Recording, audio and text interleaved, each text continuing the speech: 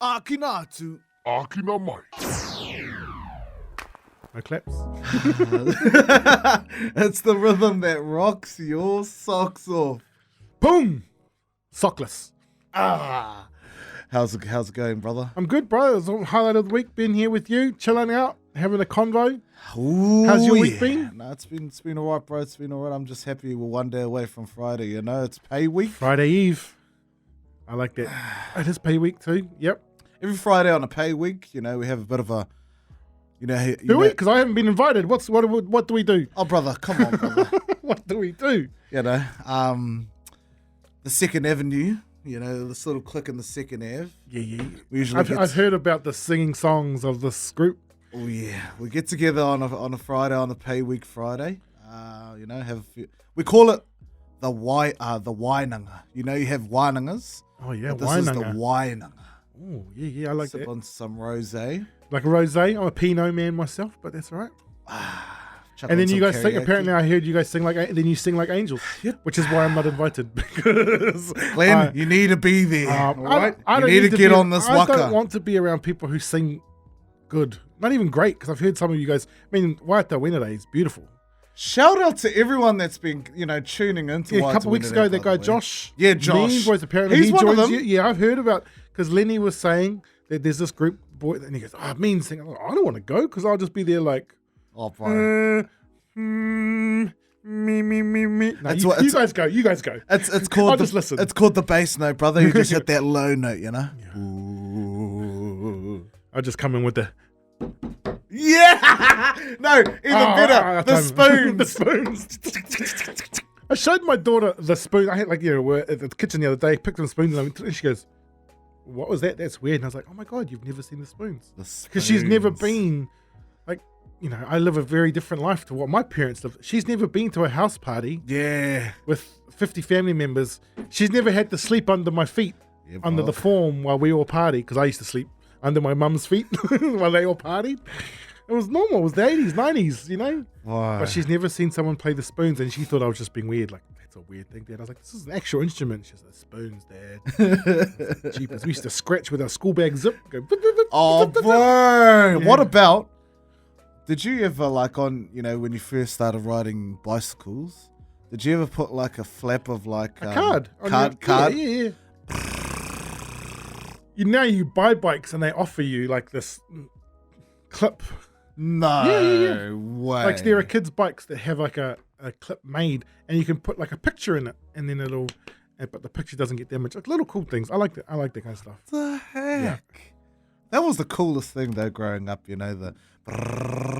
Yeah. My boy just turned 5 yesterday, day before yesterday. He started the first day of school yesterday. My boy Marlo. Proud dad. But moment. he's riding his bike and he's just learned how to skid. Everywhere we go. You know the long, when you just Oh, pedal, yeah, bro, and yeah. Everywhere we go, I hear a and a stop, and then I hear him, Dad, look, and it's just he's got to show me his skid marks everywhere he goes. Yeah. Especially on the gravel, you know. Yeah, I actually miss adult bikes that back pedal brake. Yeah, bro. Because most of them, you can't. No, It's you like- want the hand thing. I never grew up on a bike. My pedaling backwards makes sense to me. Yeah. But it took a little while for my son. Now he's got it. Now he knows how to get his speed up. Get the speed up. What else has been happening? Not much, bro. We've been quite understaffed at the station this week, but due to people being sick and away on parental and not leave. just COVID. It's the season, isn't it? It's a season of It's the flu. I feel like it's a jip when you're getting knocked out of work, but it's not COVID. It's like, Yeah. man, who gets the cold anymore? This is so in 2019. Exactly, bro. Yeah. We're missing our big shout out to our producer Seb. Yeah. With Our camera shots might be a little bit off kilter, like on the lean. a little bit on the lean today, but we're trying to work with it, eh? Trust me. Yeah. But we'll get into our unpopular opinion and just have a little bit of a yarn about mental health Yeah, for sure. later on, just to wrap things up. But for now, we'll take a short break, my brother. It's Ākina. Ākina. How's the quality looking, though? It's good. I'm glad I'm wearing all black. It looks like I'm matching, like Raiders. Take a guess. How much does Jack cost me?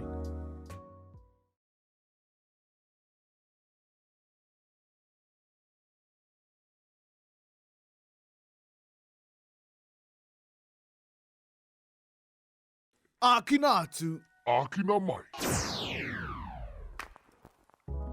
It's the rhythm. Hey, that rocks. Hey, your socks off. Hey, get that out of here. Speaking of slaps, we were just talking about slaps. Oh, here we go. The conversation is back. Yeah, the unpopular opinion came out of this conversation. About a few days ago, I saw Dave Chappelle's take on the slap. We're calling it the slap. Will Smith, Chris Rock. The slap. The slap. And I thought, Dave Chappelle is not just one of my favorite comedians, but as an artist, I think he's a what do you call it? Like a modern satirist. Yeah. He sees society, comments on it. He's not giving anyone a hard time. But he comments, and he was talking about Will Smith and the slap, and I really appreciate a couple of things he had to say. He said, "I don't know who was right or wrong, because I see myself in both those men." And I was like, "That's a cool way of putting it." That's cool, right? Yeah, you get protective of your family, you act out. Also, as a comedian, you see an opportunity for a joke, you take that opportunity. Yeah. But the bit that made me laugh the most, I think it made you laugh too, was. There was a couple of them. One was, the gangster wasn't that he slapped Chris Rock. The gangster thing was he slapped that down and enjoyed the whole show. Let's be real though. He sat down on live television and just said, I just slapped someone, but carry on. Because even on he slapped and then the walk back, he's like, yeah, just shoot, sit back down. I was like, that's gangster. And then the other thing he said was, Chris Rock hasn't got any soft delivery. And that's true. It was like, it's not in his DNA. It's not in his DNA. And he was like, can't wait to see it. And I was like, as soon as he said, Dave Chappelle did his Chris Rock impersonation, I was on the floor laughing. But then he went on to talk about Will Smith, right? And he said he was, raised by a single mother, left abandoned by an abusive father. Yeah. Here's a small fact that I wasn't aware of: the first hip hop artist, the first rapper to win a Grammy. It's a big deal. It's a big deal.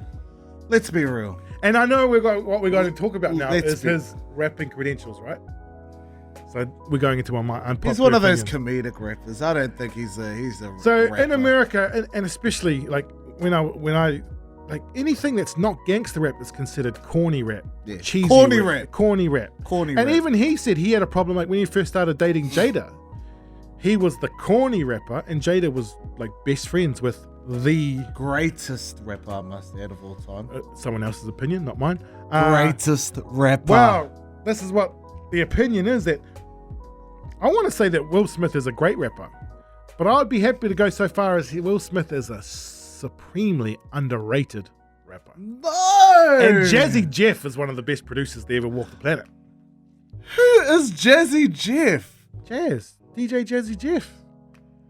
You didn't watch Fresh Prince growing up, did you? Doesn't ring any bells. DJ Jazzy Jeff was the producer for. Let's be real, Carlton will destroy Will Smith at rapping. Oh my gosh. What are you talking about? Let's know that. So you can't tell me. This makes me. I'm getting angry. Will Smith can rap. And people who say he's corny, he's cheesy. Clubs have gone off on Will Smith music. Not the gangster rap, but you can dance to Will Smith. Everybody was like back to, Men in Black, doing the Men in Black. Everybody was getting jiggy with it.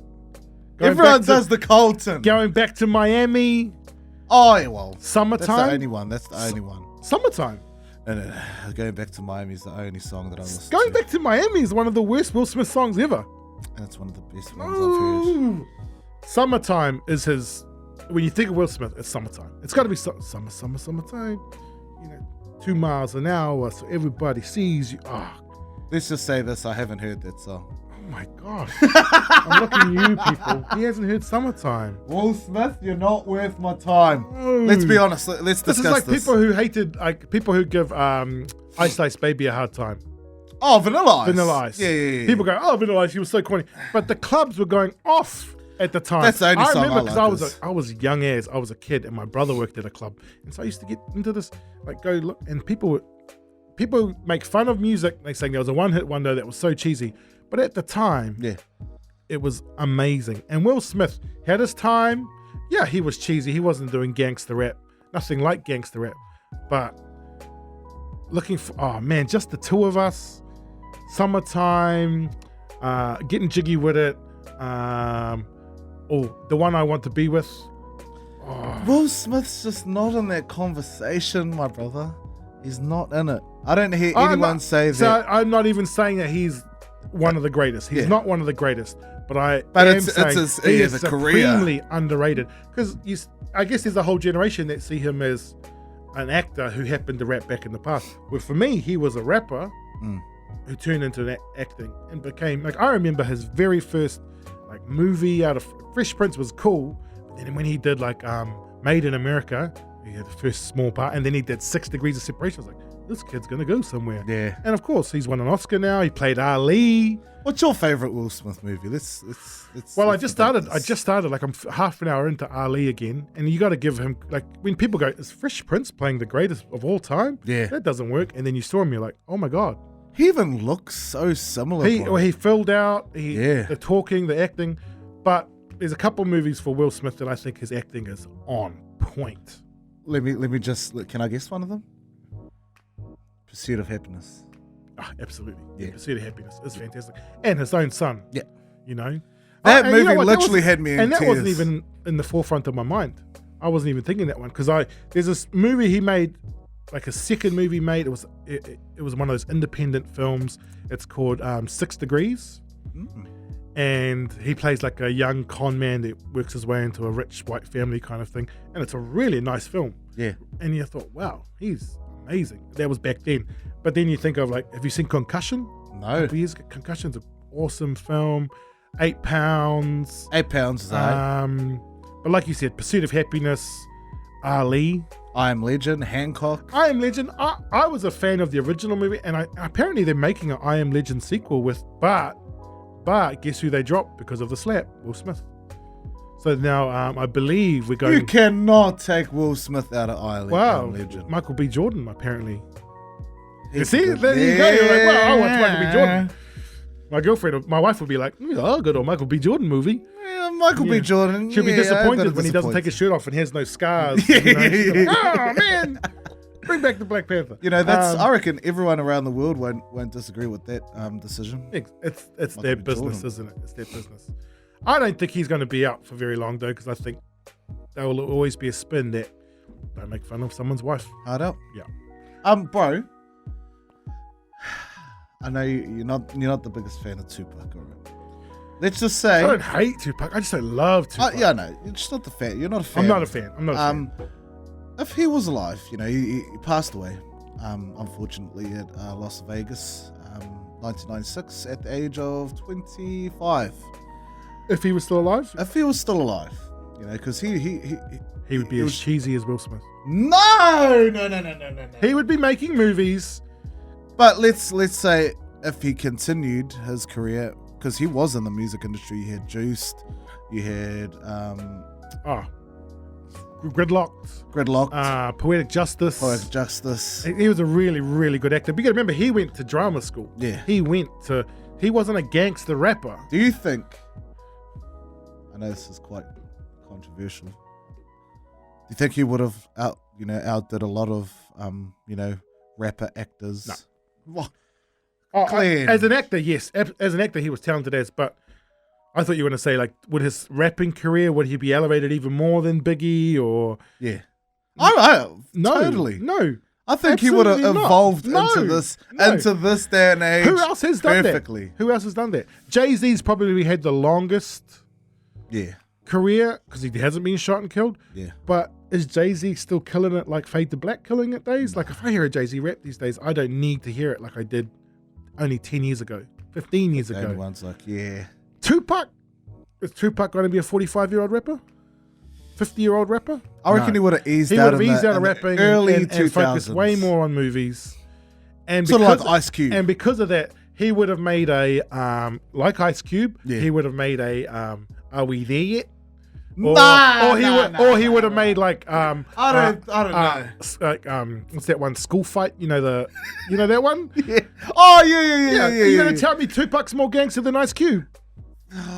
Tupac ain't nothing. There's nothing gangster about Tupac. But Ice Cube, he sort of... Ice Cube was gangster. He went into that comedic round way back in the 90s and Friday. He wrote Friday, exactly. Yeah. Tupac had some pretty funny, like he was comedy too. Yeah. Remember, Tupac was back up dancing for Digital Underground. Oh, tell me, baby. Yeah, exactly. Humpty Hump. He was just not. Actually, the most underrated rapper is Shock G. Come on. He's a dope rapper. Shock G. But then if we're going to do that stuff, then we got to talk about, like we said, Will Smith. All the rappers that aren't even gangster. All these rappers that, because they don't have the gangster, they weren't pushed or they weren't marketed. Yeah. And Will Smith was lucky to have the acting, that thing that, Fresh Prince was his ticket, really. Did you see that Fresh Prince episode where, I've seen every episode. I can line for line, I can say them. That the most memorable one where Uncle Phil, him are in the lounge and the actor, his father on the show leaves. Yeah. And he ends up breaking down. Oh yeah, I love it. That is, and he's bawling his eyes out. Like I think he would have. There's a great line in there. He goes, "When I got here, Uncle Phil, it felt like everybody had 2 skates and I only had 1 skate, and I was trying to keep up." And he goes, "Thank you for giving me my other skate, Uncle Phil." I'm like, God damn it! I don't need that 90s lesson in my life right now. Now that right there is where I gave Will Smith his credentials. He deserves to be one of the greatest black actors. Right, just an actor. Yeah, just an actor. Actor of all time. He's the man. One of the best. That moment right there, I was like, ooh. To even I thought he just broke out a character in that scene. Yeah, like that was hard. That scene right there. It was a good. I agree it was with pretty you. Big when you think about it. Back in the 90s, to have a man crying on and men crying wasn't the thing. Not in the 90s. Not like it is now. Like we're no, not at all. Well, when we come back, we should talk about men and mental health. I want to talk a little bit about Tavita Harris, what he's done at the Warriors, and I think it's pretty much really mature for a young man with that talent, with the office he's got, what he's done. We'll talk about being on the ultimate stage that he's on right now.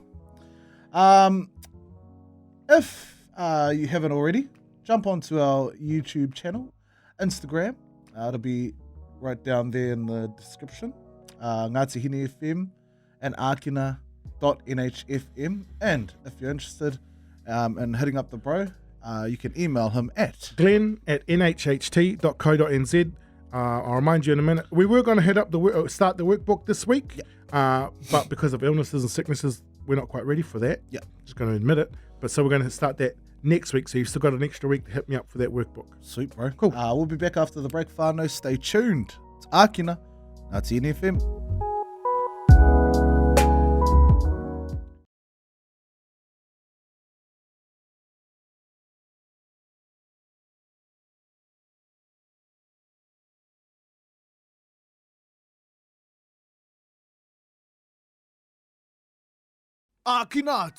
Ākina mai. It's the rhythm that rocks your day.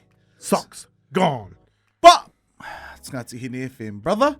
We'll get straight back into it. This is our last segment, whānau. I just want to reiterate, if you haven't already, please go onto our YouTube channel, like, comment, subscribe on all the Ākina videos that we've had over the past year. Sure. At Ngāti Hine FM, also on Instagram, Ākina.nhfm, and hit the bro up at Glenn with one N. There's Glenn with one N at nhht.co.nz. Ask me for the workbook. Ask me about our Te Tua Ngāti Hine Manawaroa program. I'd be happy to contact you. I can work with your whānau. I can work with your team, your group, individuals, and everyone out there. You already have the resilience. You just need maybe someone like myself to help you tap into it and use it for the rest of your life. And I tell you, it'll make a difference. It'll be a big change. Hit them up, whānau. So we're talking about for our last segment, the NRL. NRL, yeah. So this happened about a week ago. And how do you say his name? Chanel. Yeah, Chanel Harris. Tavita. He announced that he's going to be leaving the Warriors at the end of the season. And I was listening to the story, and the first thing when I heard the whole story and I kind of thought it through, I thought, what a courageous, brave young man. He's young. He's 23 years 23, old. So he's in the prime of his athletic career. Any sport, 23 years old, you're in the prime. Yep. He's touted as one of our future stars. Well, he's been, he started to hit that now and again. Yeah. But he's decided that at the end of the season, he's going to walk away from the game. Maybe not forever. He hasn't closed the door or anything like that. But and he made this very clear in his statement that this wasn't a mental health issue. And I thought, okay, I think what he's trying to say is like, I haven't had any breakdowns or anything like that. But I do think there is part of your mental health is involved in this because you've done it to make you happy. Yeah. And that's really what mental health is all about. I thought, what an amazing young man he was scared. He wasn't sure what to do. He mentioned that, but the more he talked about it with his friends and his family, and they knew what his decision, it felt like it was easier and easier. And he's announced that at the end of the season, he's going to walk away from the game, walking away from some huge offers, big money. I'm sure hopefully I would assume that he's set himself up in a way that he can carry on, but he hasn't said exactly what he's going to do. But I thought, man, would I be brave enough at 23 to walk away from what everybody else wants? Everybody wants to be a professional athlete, and here you are in that seat. And he said it himself, because it was my dream growing up, and I just don't find myself happy here. And which is totally fine. Fine, bro. but you could imagine there's a lot of people out there giving him a hard time. Yeah. It's like, come on, man. You're taking advantage of your opportunity. Exactly. What? And you're soft or harden up. I just thought, bro. Man, that is hard. That is a man. Yeah, man. He might be a young man, but he is a man that has decided this doesn't make me happy, so why should I continue doing it? He doesn't know necessarily what's going to happen here when he leaves that, but I want to applaud him and stand up and put it out there that more men and women should really reflect on what makes you happy. Straight up, bro. Are you happy? And because it says here, Harris Tavita said he intends to use 2023 to travel and continue a newfound hobby of riding, but still wants to represent Samoa. Bro. Incredible. He still wants to go to the World Cup? Yeah. Still wants to represent Samoa or New Zealand. We'll take him. We'll take him. The Rugby League World Cup. Dibs.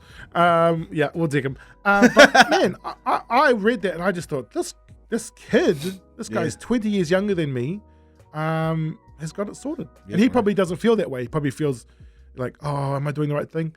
But having the courage to say that on a national stage. Part of me, like, there was a little part of me that wants to, like, I want to see his writing, Straight up, bro. And part of me imagined like a dumb rugby league player, like, but I was like, that's not true. That's just me being a dumbass and making fun of jocks, and really just being a hater and being jealous. Because I imagine, like, I would like, does he write poetry? Does he write prose? Because we're talking about a 23-year-old, very young. Very male. young. And he's got an idea. And I'm super impressed. And I think it is a generational thing where, because I see it in our office a lot. Where there's a big generation difference between our older workers and our younger workers, and our younger workers kind of not demanding, but I want this, I want that. This is what I need. And older kind of saying, no, you get what you're given, and you're happy to have a job. Yeah. And I'm like, I think you should listen to these young cats because they are getting what they want, and they're still happy with their job. Yeah. And it's a generation thing that you sit back, you ask for your raise maybe once every 2 years, something like that. Yeah. These guys are like, no, I want this, this, and this. I want this time off, and also I'm gonna do a secondment to this for a year. I'm like, whoa, how do these young guys come straight out of wherever they're coming from, and they speak their minds? I think that's a real. If that's the trend, I think mental health can only get better. Because not as many people are going to kind of be burying their desires and their feelings just to get the job done. We only live once. Only live once. There was a song about it. YOLO! YOLO. You only live once. But yeah, I think, is it Harris Tavita or Tavita? Yeah, Harris Tavita. The man. He's set the best example for all of our youth out there who are not happy in their current situations right now. That's right. Don't be scared. Don't be scared.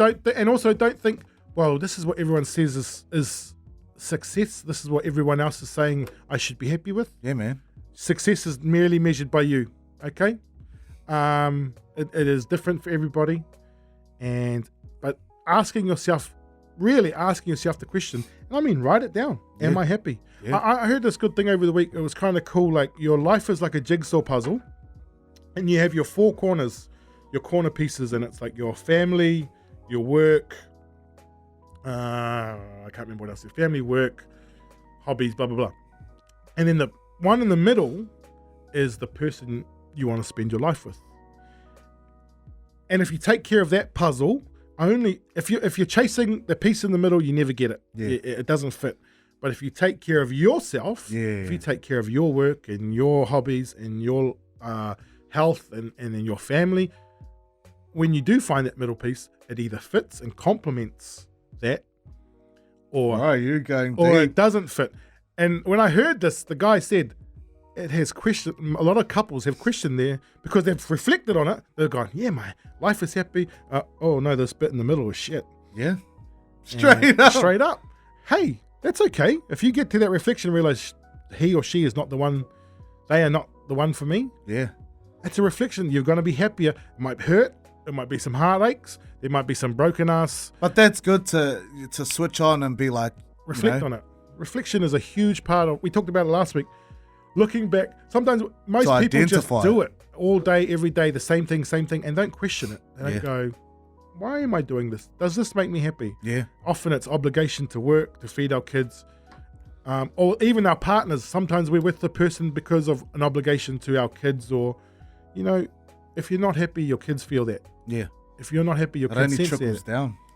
And it's, I'd rather you be apart and happy than together and miserable, and your kids feeding off that misery. Yeah. Those kind of things. But I want to, again, give a shout out to Harris Tavita for having the kind of bravery that I wouldn't have had at 23. Yeah. There's no way I would have given up something that is perceived to be my dream, even if it made me unhappy. You've got a nation looking at you. Yeah.